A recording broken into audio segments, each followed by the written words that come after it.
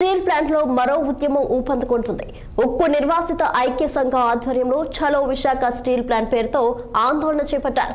Plant main gate వద్ద ఉక్కు నిర్వాసితులు బైఠాయించి నిరసన తెలిపారు.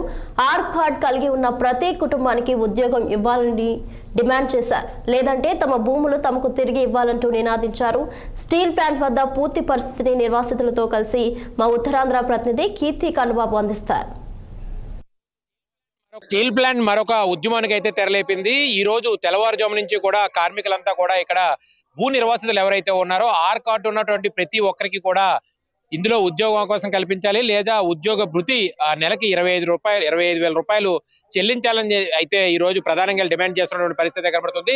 దీంతో పెద్ద ఎత్తున ఈ రోజు కార్మికులు ఎవరిని కూడా లోపలికి వెళ్ళకుండా స్టీల్ ప్లాంట్ మెయిన్ గేట్ వద్ద ప్రధానంగా పోలీసులకు, ఇటు కార్మికులకు, అలాగే ఆందోళన చేస్తున్నటువంటి ఆందోళనకారులకు అయితే కొంతసేపు అయితే ఉధృత వాతావరణం అయితే నెలకొందని చెప్పాలి. అయితే ఇదే విషయంపై మనతో పాటు మాట్లాడడానికి స్టీల్ ప్లాంట్ నాయకులు అయితే మనతో ఉన్నారు.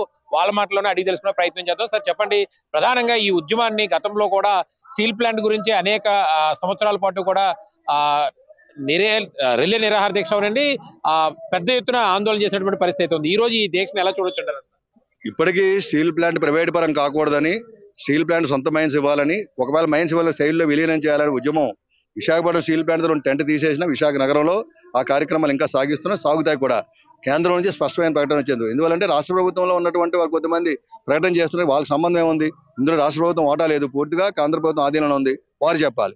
ఈరోజు నిర్వాసితులు అందరూ కూడా మరోసారి మళ్ళీ రోడ్డు మీద రావడం జరిగింది. ఇది చాలా మంచి పరిణామం. ఎందువల్లంటే ఖచ్చితంగా గవర్నమెంట్ కూడా ఆలోచన చేయాలి. రాష్ట్ర ప్రభుత్వం, కేంద్ర ప్రభుత్వం అన్ని రకాల ఒత్తిడి చేయాలి. ఈ రోజు కొంచెం ఉధృత వాతావరణం ఏర్పడింది. ఎందువల్లంటే వారి తాలూకా త్యాగాల ఫలితం మీద, వారి తాలూకా త్యాగాల పునాదుల మీద విశాఖపట్నం స్టీల్ ప్లాంట్ ఆవిర్భవించింది. తమకున్నటువంటి ఇల్లు భూములు త్యాగం చేయడంతో ఈ రోజు విశాఖపట్నం ఆవిర్భవించింది విశాఖపట్నం స్టీల్ ప్లాంట్.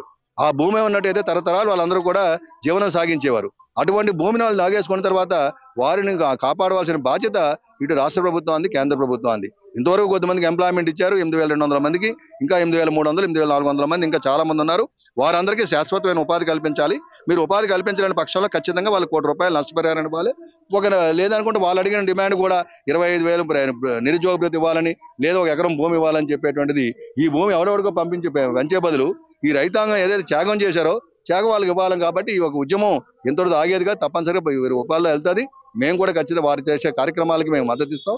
మేము కూడా ఒక స్థానిక నిర్వాసితులే కానివ్వండి, మాకు కమిట్మెంట్ ఉంది. గతంలో ఉద్యమాలు చేశాం కాబట్టి చాలా మందికి బయట ప్రాంతాలను తీసుకొచ్చి వాళ్ళందరూ వెంట తగిలాము.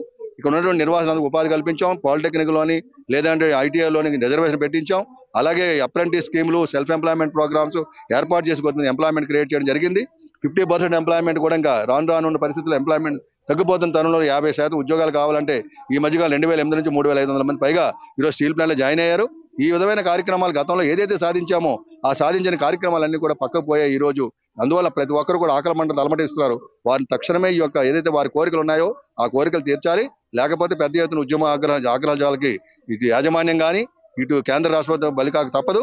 దీనికి పూర్తిగా ఏదైనా ఉవ్వెత్తున ఏదైనా ఉద్యమాలు వస్తే దానికి పూర్తిగా ఇటు యాజమాన్యం, కేంద్ర ప్రభుత్వం బాధ్యత వహించాలని హెచ్చరిస్తున్నాం. అయితే మొత్తానికి చూడొచ్చు, ఏదైతే ఈ రోజు తెల్లవారుజామున 8 గంటల నుంచి ఉదయం నుంచి కూడా పెద్ద ఎత్తున అయితే ఆందోళనకారులు అయితే స్టీల్ ప్లాంట్ ప్రధాన గేటు వద్ద అయితే ఆందోళన చేపట్టినటువంటి పరిస్థితి చాలా స్పష్టంగా చూస్తున్నాము. అదే విధంగా చూసుకుంటే ఏదైతే 25,000 రూపాయలు స్టీల్ ప్లాంట్ ఇచ్చినటువంటి, ఎవరైతే భూములు ఇచ్చినటువంటి నిర్వాసితులు ఎవరైతే ఉన్నారో ఆర్ కార్డు ఉన్నటువంటి ప్రతి ఒక్కరికి కూడా గతంలో ఉద్యోగ అవకాశం కల్పిస్తామని, అలాగే ప్రతి ఒక్కరికి కూడా ఇక్కడ తగినటువంటి ఏర్పాట్లన్నీ చేస్తామని అయితే చెప్పినప్పటికీ కూడా ఆర్ కార్డు ఉన్నటువంటి ఎవరికి కూడా ఏ స్థాయిలోనూ పూర్తి స్థాయిలో ఇక్కడ ఎవరికి పట్టించుకోలేదని అయితే భూ నిర్వాసితులు అయితే చెప్తున్నటువంటి పరిస్థితి కూడా కనబడుతుంది.